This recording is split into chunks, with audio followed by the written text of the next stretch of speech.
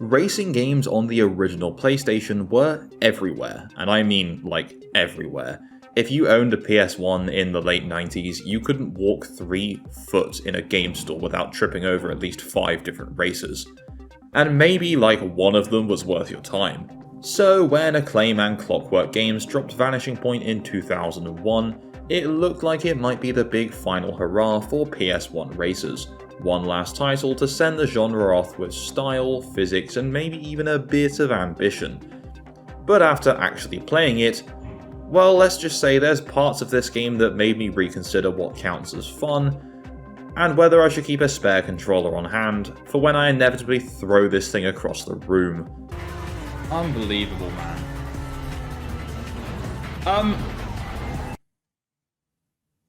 So, welcome to the Worst Racing Games, the internet series where you guys suggest racing games that you think are terrible, then I play them, review them, and rank them. So last week we looked at LEGO Drone Racers, and this week the Worst Racing Games wheel has bestowed Vanishing Point upon us. So Vanishing Point launched in 2001 for the Dreamcast and the original PlayStation, launching on the Dreamcast in January, and then the PlayStation across February and March.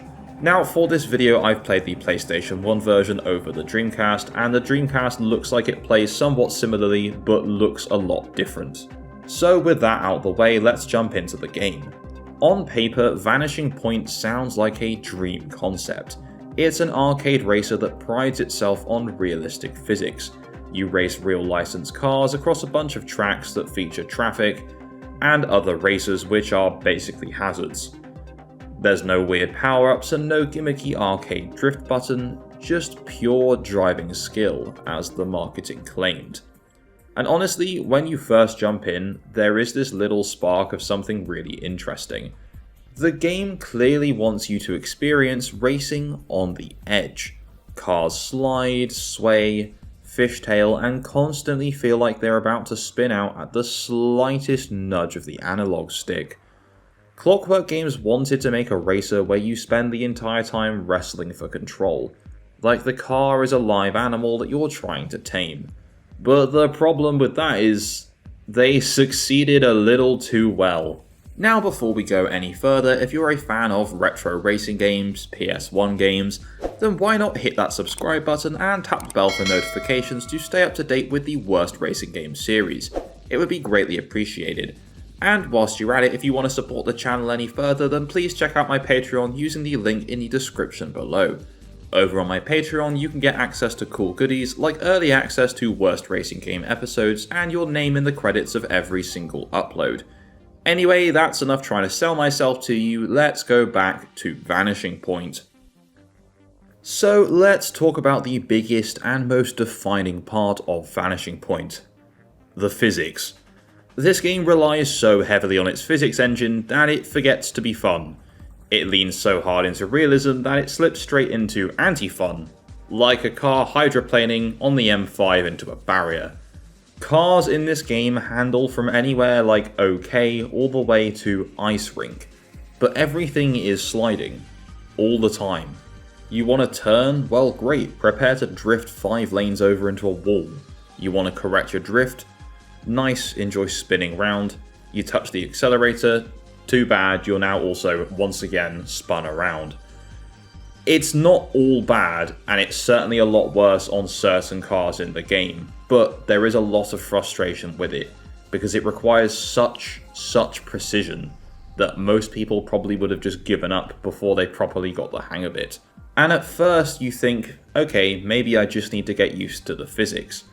And then 10 races later, you realize maybe the physics need to get used to me.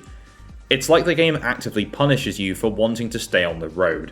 And this is especially apparent in the main tournament mode of the game, where there is traffic and other racers to contend with, because if you tap them, or they tap you, the chances are you're probably gonna crash. Straightening your car becomes a constant minigame. You're spending so much energy just trying to stay in control that sometimes you forget you're actually supposed to be, racing. This is a racer where the track isn't your enemy, your own car is. And if you don't have the patience of a saint, or you enjoy a little bit of self-inflicted pain, you're going to feel the urge to return this game faster than your car spins out, which, you know, is very fast. Now, once I did kind of get used to it, there were parts of this game I did enjoy, and there were moments that felt really satisfying. But on the other hand, there were moments that were also very frustrating, and also incredibly hilarious because of how janky the physics were. Here's a couple of moments that really show off how wonky these physics can be.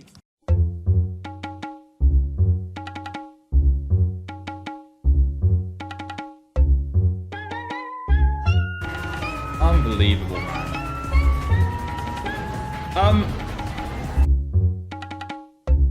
Okay, please, oh for sake. Just reset the car. Dog, I'm obviously not...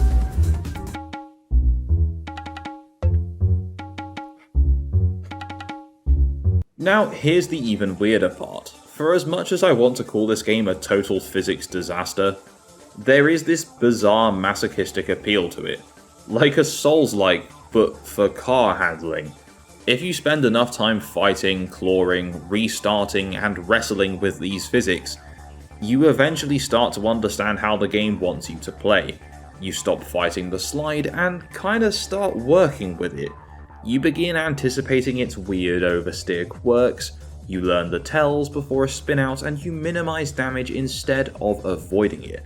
And suddenly, you start doing better. In a really strange way, Vanishing Point becomes less of a racer and more of a physics challenge game. For a few brief moments, and I do mean brief, something does click and you think, oh, I kinda see what they were trying to do here. And then your back tire hits a pebble and you spin out and flip into the moon, and the moment's gone. So some of the footage in this video I did capture whilst live streaming the game on the channel, and one person watching did suggest instead of just braking, just let go of the accelerator into corners and the car slows down so much that you don't need to brake. And honestly, that actually does kind of work, and there is some weird meta for Vanishing Point. So I think I did enjoy this game perhaps a little bit more because I was streaming it and getting to share the experience, but still, it does have some frustrating moments. Good. Oh my god, please stop shaking. It's the yellow one again. I might just fucking quit this in a minute and go back to the other mode. This is doing my head in. Now, credit where credit's due, Vanishing Point offers a surprisingly robust set of modes. There's the tournament, which is the main campaign, arcade single races, time trials, head-to-head, multiplayer, and the real gem, Stunt Driver, which we will get to in just a moment. Tournament mode is, well, to put it bluntly, quite painful. It's a series of traditional races where you need to achieve the best lap time, but because the cars behave like drunken shopping carts, getting consistent laps feels like threading a needle during an earthquake. Still, the mode does reward you with new cars, new features, and even bonus events, so there is this sense of progression. But it also rewards you with some bonus stuff like cutscenes and art, and honestly there was one tournament that I really had to fight my way through like I was fighting for my life, and at the end I unlocked a cutscene that was literally about 3 seconds long. Just give me a new car, I don't want this. The other day I unlocked a short movie, and the short movie was this. This is it.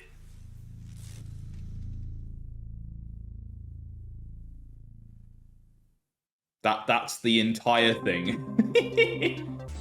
Anyway, there's a rally mode which is interesting. It's a solo time attack gauntlet where you race alone on multi-stage courses.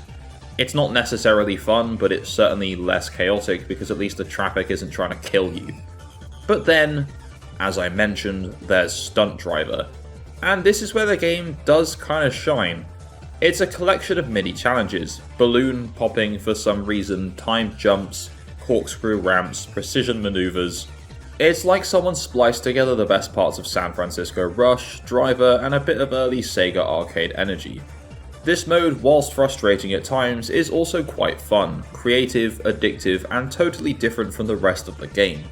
It's the one area of the game where the physics, for the most part, aside from the barrel roll one, actually help instead of hurt the experience.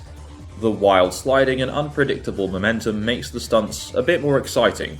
There were some frustrating moments, however, as you are still very able to crash out, like when you got to do the balloon popping, you can just spin and flip for no conceivable reason, and it was very hard to try and land a perfect barrel roll, but when you get it, it is that much more satisfying. Now, I'm sure many players came dangerously close to quitting the entire game, and then tried the stunt driver mode and thought, this is actually not that bad. It's actually such a strong mode that it kind of redeems parts of the game. Almost. Now, other than those pointless cutscenes, one thing Vanishing Point does nail is the unlock system. When you first open the menu, you see this big list of cars, almost all locked. Immediately the game kind of just tells you play everything, win everything, unlock everything.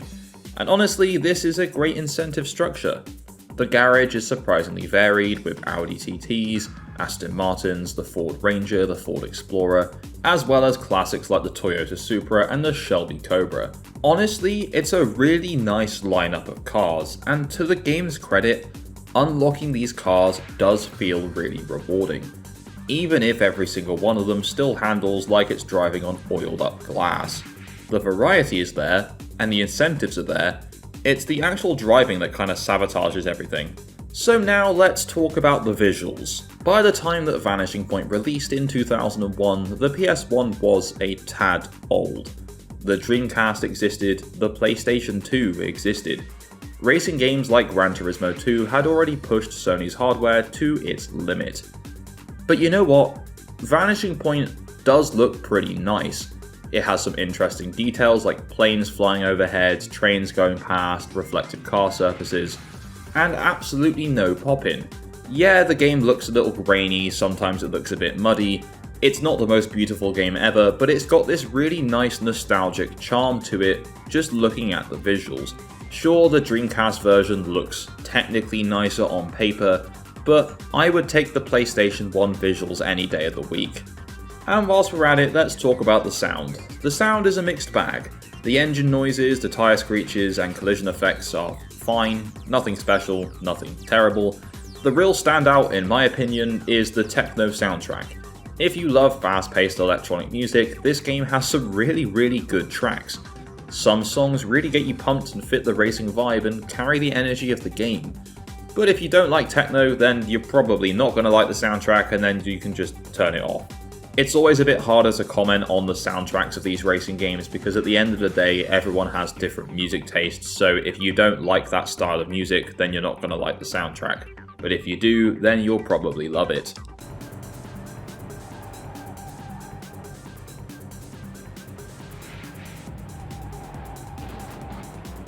So now let's talk about the critical response to Vanishing Point. So on the original PlayStation, the game currently holds a 68 out of 100 score on Metacritic, with reviews going as low as 33 but as high as 90, so certainly some very mixed opinions on the game. The user score for the game is a 7.4 out of 10, with some similarly mixed responses. Now in comparison, the Dreamcast version fared a lot better with an 80 out of 100 from critics and an 8.3 out of 10 from users. Now, the PS1 version of Vanishing Point went on to sell approximately 100,000 units. These stats are from VG Charts. I couldn't find any reliable sales figures for the Dreamcast port, but based on how well that console did anyway, I can't imagine it sold too well. Another thing I like to look at when making these videos is how much the game that we look at is currently worth in today's market. So Vanishing Point, at least the PAL version for the PlayStation, is currently worth about £3.80, still in box. Brand new, if you can find a copy, you're looking at about £17, so really not very much at all. Which is kind of nice in a way, I'm glad these things haven't shot up too much.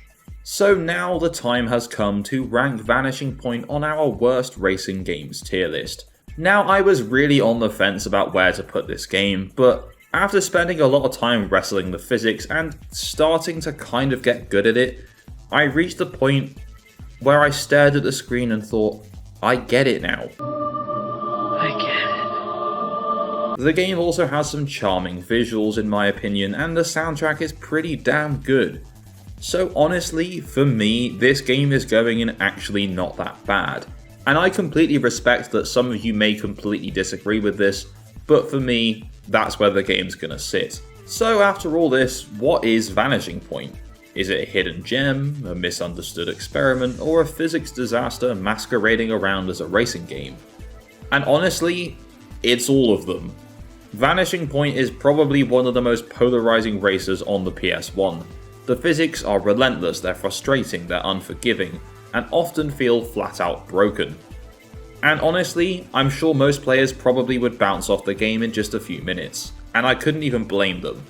The learning curve is basically a brick wall, and the main tournament mode feels like a punishment for sins you probably haven't committed.